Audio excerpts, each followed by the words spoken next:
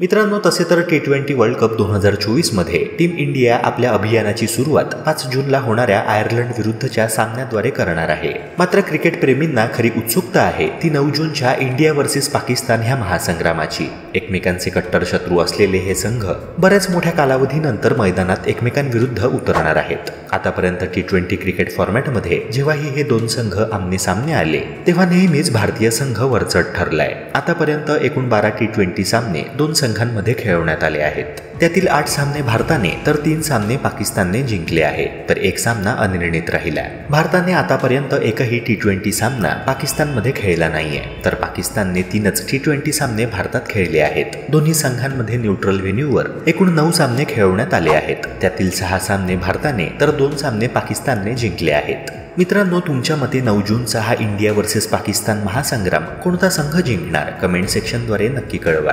तसेच sports related contents मराठीत बघण्याकरिता आपल्या यूट्यूब चॅनलला सबस्क्राईब करा.